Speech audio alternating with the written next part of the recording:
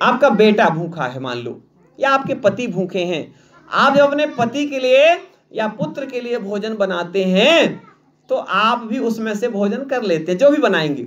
अरे आपकी तो हम बात कर ही रहे हैं, आप तो माताएं हैं, आपके अंदर तो बड़ी पवित्र ऊर्जा है और आप लोगों से ही कुछ ऊर्जा इस शरीर में जो आई है। हम अकेले जब रहते, कोई नहीं आता, तब तक हम नहीं बनाते प्रसाद। कोई आएगा, अभी आज बच्चे आए, बोले बाबा जी कुछ बनाइए ना, तो अब बनाने बैठे तो इतना सारा बनाने बैठे। ठीक है, क्यों?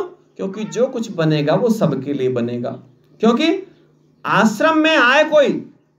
वैसे तो नियम ये है कि गृहस्थ वाले व्यक्ति का भी एक नियम, कहते हैं बाबा जी हम लोग गृहस्थी वाले हैं, आपको क्या मालूम? हमने कहा हमको मालूम है, क्योंकि आपके पास में गृहस्थी में 4 लोग हैं आपके घर के, हमारी गृहस्थी में लोग 100 लोग आते हैं गृहस्थी वाले, और आपको तो पता है कितने लोगों का भोजन बनाना है, हमको तो पता भी नहीं रहता कितने लोग आने वाले हैं। ठीक है ना? अभी किसी ने कहा एक दिन, बोले बाबा जी आपकी बहुत ज्यादा ऊर्जा भोजन बनाने में, बर्तन मांजने में, खिलाने पिलाने में लगती है, तो आप भोजन भंडारा थोड़ा कम कर दीजिए। हमने उनसे कुछ कहा नहीं, हमने कहा ठीक है, हम आपको क्या बताएं कि इस ऊर्जा को भी वहीं से आ रही है ये ऊर्जा। ठीक है ना, हमको मालूम है। ठीक है, और जब लोगों की सेवा हो तो तत् सुखे सुखित्वम और तत् दुखे दुखित्वम, जो दूसरों के दुख में दुखी हो जाए और जो दूसरों के सुख में सुख को महसूस करे, राम वही तो है। राम तत्व है, गुरु तत्व है, जो दूसरों के दुख में दुखी होता है, जो दूसरों के सुख से सुख प्राप्त करता है। उनके घर में गाय ब्याई है, बड़ी अच्छी गाय है, दूध देगी, उनके घर में दूध हो जाएगा। ये खुश किसके लिए हो रहे हैं हम? उसके लिए। उनके यहाँ तो गैया लगती है, हम लोग उनके सुख से दुखी होने लगे। उनके यहाँ तो बता अब 5 लीटर दूध होई। अरे हम इसकी चिंता क्यों करें? हम प्रसन्न हो कि कम से कम उनके घर में गाय लग रही है, दूध हो रहा है, दूध भी खा रहे हैं। अरे एक गरीब तो कम हो गया कम से कम। हम लोग गरीबों को देखना चाहते हैं। कोई भूखा मरे तो अरे राम राम, इतना कहने से काम चलेगा क्या? अरे आप किसी के घर में क्या भोजन पहुंचाने जाते हैं? नहीं पहुंचाने जाते हैं। तो कम से कम यदि वो आनंदित है तो उसके आनंद में हम लोग भी आनंदित हो जाएं। किसी का घर देखे, वो देख ले 4 मंजिल का मकान बनवा थी बाबा जी। अरे बाबा जी बनवा रहे हैं 4 मंजिल का, तुम भी बनवाओ, तुम 6 का बनवाओ, कौन मना किया है? उनके लड़का तो इतना कमाते हैं। ये क्या है? ये दूसरों के सुख से दुखी होना है। अभी हमने बच्चों, किसी को मान लो कुछ दिया होगा, किसी को जो नहीं आया होगा उसको कैसे मिलेगा? कहेंगे हमारे बाबा जी ने हमारे लड़कन के नहीं देने। अब तुम्हारे लड़कन के तो हम 2 चाहिए थे, लेकिन जब सामने हो तब ना। क्यों बेटा बताओ? अपन ने तो सबको दिया, ये लोगों को छोड़ दिया था कि ये विलायत कला से आए हैं, लेकिन हमने कहा आखिर ये भी तो वही बच्चे, तो हमने बाद में उनको भी दिया, भाई वही हैं। ठीक है, और सबके लिए है। इस शरीर के पास में जो कुछ भी है वो सबके लिए है। आप देखो, हमने कल भी आप बताए थे परसों कि आपको ताला की चिंता है, चाबी की चिंता है। ठीक है, हमारे पास ना ताला है, ना चाबी है, ना भैया है, ना भाभी है। ठीक है, लेकिन इसके बाद भी मेरे पास में परमात्मा की कृपा से कितना बड़ा परिवार है, कितना बड़ा परिवार है, आप सोचिए। ठीक है, और ये हमारे साहू जी जब जाते हैं आश्रम में, कई बार है, साहू जी लगभग नियमित रूप से आश्रम पहुंचते रहते हैं, जो भी उनसे सेवाएं बनती हैं वो सेवा करते हैं। ठीक है, और इतनी उम्र होने के बाद जाते हैं, वो फूल वहां के बीन बीन के साफ करते हैं। तो हम जब भी ये फूल बीनते हैं साहू जी, अब साहू जी चूंकि परिचय के लिए हम बोल रहे हैं, हमारे लिए तो सब भगवान तो हैं, आप लोग क्षमा करिएगा, है ना, लेकिन अब एक परिचय के नाते बताना पड़ता है, जो बाहरी परिवेश की पहचान है। तो हम जब इनको देखते हैं, वो झाड़ू लगाते हैं, फूल बीनते, और तो आपको बताएं यहाँ से लकड़ी लेकर के गए, अपने से ज्यादा वजन की लकड़ी गेट में लगाने के लिए।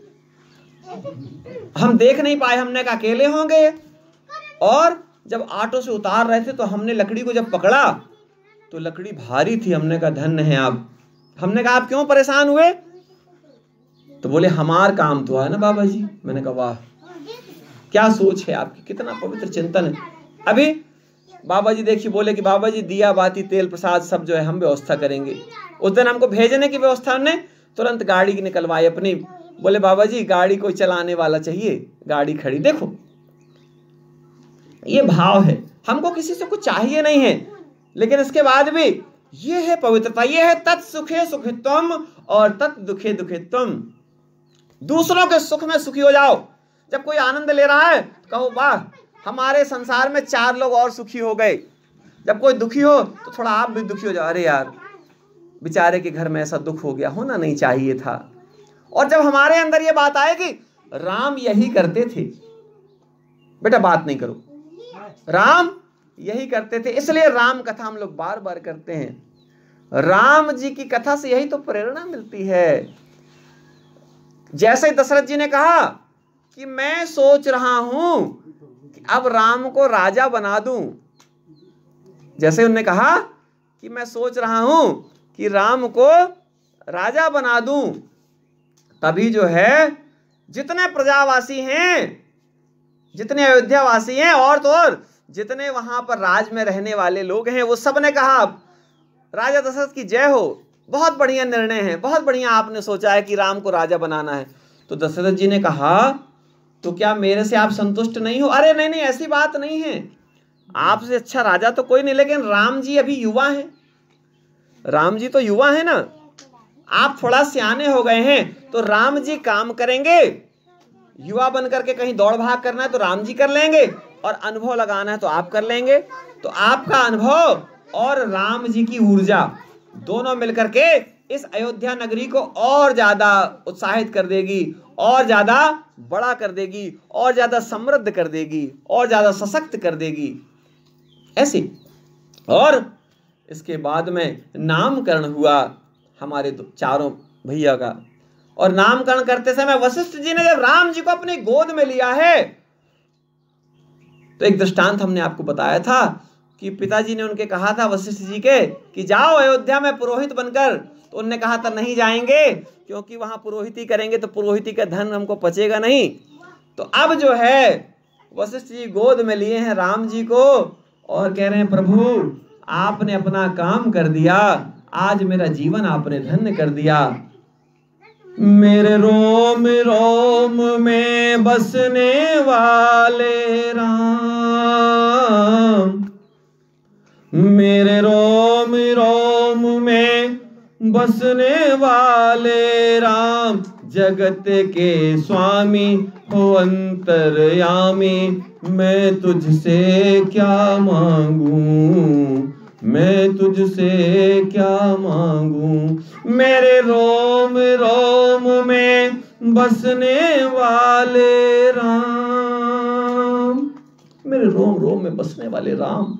वशिष्ठ मुनि बड़े ही सरल हृदय से परमात्मा श्री राम को गोद में बिठाल करके और अपना जीवन धन्य मान रहे हैं। प्रभु मेरे जन्म जन्म का आपने जो है मुझ पर बड़ी कृपा की, मेरा जीवन आपने धन्य कर दिया, ऐसे ही सारे भक्तों पर कृपा करना प्रभु। वशिष्ठ मुनि ने जिसको परमात्मा मिल जाए, जिसकी गोद में परमात्मा के दर्शन हो जाए, जिसको परमात्मा साक्षात प्राप्त हो जाए, ऐसे परमात्मा को। और वशिष्ठ मुनि जब उस आनंद को प्राप्त कर रहे हैं, धन्य है प्रभु आप धन्य हैं। वशिष्ठ मुनि कुलगुरु हमारे दशरथ जी महाराज की राज्य की, और उन्हें जब नामकरण की बात आई तो जो सबके मन में रमने वाला है ऐसा राम नामकरण हुआ। एक का नाम राम रखा गया, एक का नाम भरत रखा गया।